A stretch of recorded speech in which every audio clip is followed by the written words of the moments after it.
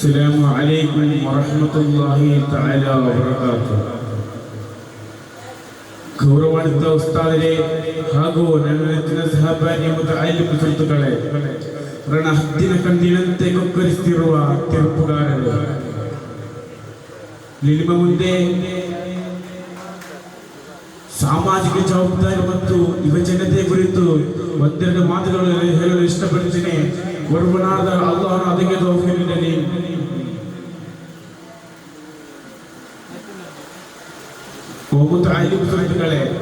ಮಾನವ ಸಮಾಜವು ಒಂದು ಕುಟುಂಬದಂತಿದೆ. ಆ ಸಮಾಜದಲ್ಲಿ ಪ್ರತಿಯೊಬ್ಬ ವ್ಯಕ್ತಿಯ ಪಾತ್ರವು ಅತ್ಯಂತ ಮುಖ್ಯವಾಗಿದೆ. ನಾವು ಕೇವಲ ಒಂದು ಕುಟುಂಬ ಮಾತ್ರವಲ್ಲದೆ ನಮ್ಮ ಹಳ್ಳಿ, ನಮ್ಮ ದೇಶ, ಇಡೀ ಮಾನವಕುಲದಂತಹು ಹೊಣೆಗಾರಿಕೆಯನ್ನು ಹೊಂದಿದ್ದೇವೆ. ಈ ಹೊಣೆಗಾರಿಕೆಯನ್ನು ನಾವು ಸಾಮಾಜಿಕ ಜವಾಬ್ದಾರಿ ಎಂದು ನಾವು ಕರೆಯುತ್ತೇವೆ. ಸಮಾಜದಿಂದ ಪಡೆಯುವುದು ಬರಲಿ, ಸಮಾಜಕ್ಕೆ ನಾನು ನೀಡುವುದು ಅತ್ಯಂತ ಮುಖ್ಯವಾದ ಒಂದು ಕಾರ್ಯವಾಗಿದೆ. ಇದನ್ನು ಕೇವಲ ನಾವು ಕಾನೂನುಬದ್ಧತೆ ಅಥವಾ ದಂಡನೆ ಭಯದಿಂದ ಬರುವುದಲ್ಲ, ಹೊರತು ಹೃದಯದಿಂದ ಬರುವ ನೈತಿಕ ಅಮೂಲ್ಯವಾಗಿದೆ. ಪ್ರತಿಯೊಬ್ಬ ಮನುಷ್ಯನು ನಾನು ಸಮಾಜಕ್ಕೆ ಏನು ಕೊಡುಗೆ ನೀಡಲು ಎಂದು ಪ್ರಶ್ನೆ ಮಾಡಿದಾಗ ಮಾತ್ರ ತಮ್ಮ ಜೀವನದಲ್ಲಿ ನಿಜವಾದ ಒಂದು ಬದಲಾವಣೆ ಸಾಧ್ಯ. ಹೊಣೆಗಾರಿಕೆಯು ಯುವಜನತೆಯಲ್ಲಿ ವಿಶೇಷ ಸ್ಥಾನವಿದೆ. ಯುವಕರು ಶಕ್ತಿ, ಜ್ಞಾನ ಮತ್ತು ಉತ್ಸಾಹ, ಹೊಸ ಹೊಸ ಆಲೋಚನೆಗಳ ಸಂಕೇತ. ನಾವು ಒಮ್ಮೆ ಇತಿಹಾಸವನ್ನು ತೆರೆದು ನೋಡಿದರೆ ಸಮಾಜದಲ್ಲಿ ಎಲ್ಲಾ ಮಹತ್ವದ ಬದಲಾವಣೆಗಳು ಕಾರಣವಾಗಿದ್ದಾರೆ. ನಮ್ಮ ಸ್ವತಂತ್ರ ಹೋರಾಟಗಾರರನ್ನು ಚಿಂತಿಸಿ ನೋಡಿ. ಭಗತ್ ಸಿಂಗ್, ಸುಭಾಷ್ ಚಂದ್ರ ಬೋಸ್, ತಿಲಕ್ರವರು ಇವರು ಯುವ ವಯಸ್ಸಿನಲ್ಲೇ ದೇಶಕ್ಕಾಗಿ ಪ್ರಾಣವನ್ನು ಅರ್ಪಿಸಿದ ಮಹಾ ವ್ಯಕ್ತಿಯಾಗಿದ್ದಾರೆ. ಮತ್ತೊಬ್ಬರು ನೋಡುವುದಾದರೆ ನಾವು ಸ್ವಾಮಿ ವಿವೇಕಾನಂದವರು. ಇವರ ಯುವ ವಯಸ್ಸಿನಲ್ಲೇ ಭಾರತವನ್ನು ಜಗತ್ತಿಗೆ ಪರಿಶೀಲಿಸಿದಂತಹ ಮಹಾನ್ ವ್ಯಕ್ತಿಯಾಗಿದೆ. ನಾನು ಇಲ್ಲಿ ಒಂದೊಂದು ಮಹಾನ್ ವ್ಯಕ್ತಿಗಳ ಹೆಸರನ್ನು ಹೇಳುವುದು ಏನೆಂದರೆ, ಯುವಕರು ಸಮಾಜವನ್ನು ಕುಗ್ಗಿಸಬಹುದು, ಇಲ್ಲದ್ರೆ ಹೆಚ್ಚಿಸಬಹುದು. ಇಂದಿನ ಸಮಾಜವು ಹಲವಾರು ಸವಾಲುಗಳನ್ನು ಎದುರಿಸುತ್ತಿದೆ. ಇದಕ್ಕೆ ಪರಿಹಾರವನ್ನು ನೀಡುವಂತ ಓ ಯುವಕರೇ, ನಿಮ್ಮ ಶಕ್ತಿಯನ್ನು ಸರಿಯಾದ ದಿಕ್ಕಿನಲ್ಲಿ ನೀವು ಪಾಲಿಸಿದರೆ ನಮ್ಮ ಈ ಸಮಾಜದಲ್ಲಿ ಶಾಶ್ವತ ಶಾಂತಿ ಮತ್ತು ಪ್ರಗತಿ ಸಾಧ್ಯ. ಸಾಮಾಜಿಕ ಜವಾಬ್ದಾರಿಯನ್ನು ಪಾಲಿಸಲು ಹಲವಾರು ಕಾರಣಗಳಿವೆ. ಅದರಲ್ಲಿ ನಾನು ಒಂದನೇದಾಗಿ ಹೇಳುವುದಾದರೆ ಪರಿಸರ ಸಂರಕ್ಷಣೆ. ಪರಿಸರ ಸಂರಕ್ಷಣೆಯು ಇಂದು ಅಪಾಯದಲ್ಲಿದೆ.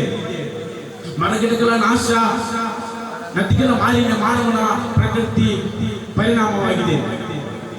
ಗಿಡ ನಡೆಯುವುದು, ಪ್ಲಾಸ್ಟಿಕ್ ತ್ಯಜಿಸುವುದು, ಸ್ವಚ್ಛತಾ ಅಭಿಯಾನದಲ್ಲಿ ಪಾಲ್ಗೊಳ್ಳುವುದು ಅತ್ಯಂತ ಮುಖ್ಯವಾದ ಕಾರ್ಯವಾಗಿದೆ. ಒಬ್ಬ ಮನುಷ್ಯನು ಒಂದು ಮರವನ್ನು ನೆಟ್ಟರೆ ನೂರಾರು ಜೀವಿಗಳ ಜೀವದಾನ ನೀಡುತ್ತದೆ.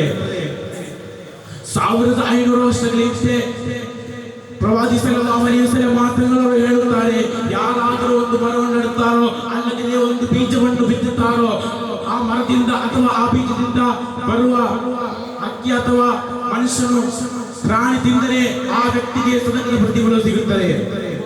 ಎರಡನೇದಾಗಿ ಹೇಳುವುದಾದರೆ ಶಿಕ್ಷಣ ಸಮಾಜವು ಅತ್ಯಂತ ಬಲವಾದ ಒಂದು ಆಯುಧವಾಗಿದೆ. ಯುವಕರು ತಮ್ಮ ಜ್ಞಾನವನ್ನು ಹಂಚಿಕೊಂಡರೆ ನಿರೀಕ್ಷಿತ ನಿವಾರಣೆಗೆ ದೊಡ್ಡ ಕೊಡುಗೆ ನೀಡಬಹುದು. ರಸೂಲ್ ಸಲ್ಲಲ್ಲಾಹು ಅಲೈಹಿ ವಸಲ್ಲಂ ಮಾತುಗಳು ಹೇಳುತ್ತಾರೆ, ಜ್ಞಾನವನ್ನು ಹುಡುಕುವುದು ಎಲ್ಲಾ ಯುವತಿಯವರ ಅತ್ಯಂತ ಕರ್ತವ್ಯವಾಗಿರುವ ಕಾರ್ಯವಾಗಿದೆ. ಅದರಲ್ಲಿ ಒಂದು ಜ್ಞಾನ ಮಾತ್ರವಲ್ಲ, ಧಾರ್ಮಿಕ ಜವಾಬ್ದಾರಿಯನ್ನು ಸಿಗುತ್ತದೆ. ಎರಡನ್ನಾಗಿ ಹೇಳುವುದಾದರೆ ಸಹಬಾಳ್ವೆ. ಭಾಷೆ, ಧರ್ಮ, ಜಾತಿ ಅಂತರವನ್ನು ಹೊರತು ನಾವೆಲ್ಲರೂ ಸಹ ಬಾಳಬೇಕು. ಇಂದಿನ ಯುವಕರು ದೇಶವನ್ನು ಹೊರಡಲಾಗಿದ್ದಾರೆ, ಅದಕ್ಕಿಂತ ಮೊದಲು ನೀವು ಸಹ ಬಾಳ್ವೆ, ಸ್ನೇಹದಿಂದ ಬಾಳ್ವೆ. ಜಗತ್ತಿನ ಜಗದಗಿಸಿದ ಜಗಜಾತಿ ಜಗಪಾಲಕ ಪೈಗಂಬರ್ ಮುಹಮ್ಮದ್ ಮುಸ್ತಫಾ ಸಲ್ಲಲ್ಲಾಹು ಅಲೈಹಿ ವಸಲ್ಲಂ ಮಾತುಗಳು ಹೇಳುತ್ತಾರೆ, ನಿಮ್ಮ ನೆರೆಹೊರೆಯವರು ಮುಸ್ಲಿಮನಾಗಲಿ, ಹಿಂದೂ ಆಗಲಿ, ಸಿಖ್ಖನಾಗಲಿ, ಬಿಳಿಯನಾಗಲಿ, ಅದರಲ್ಲಿ ಅವನು ಕಪ್ಪನಾಗಲಿ, ಬಿಳಿಯನಾಗಲಿ, ನೀವು ಅವರನ್ನು ಗೌರವಿಸಬೇಕು ಎಂದು ನಬಿ ಸಲ್ಲಲ್ಲಾಹು ಅಲೈಹಿ ವಸಲ್ಲಂ ನಮಗೆ ಕಲಿಸಿಕೊಂಡರು. ನಾಲ್ಕನೇದಾಗಿ ಹೇಳುವುದಾದರೆ ತಂತ್ರಜ್ಞಾನ.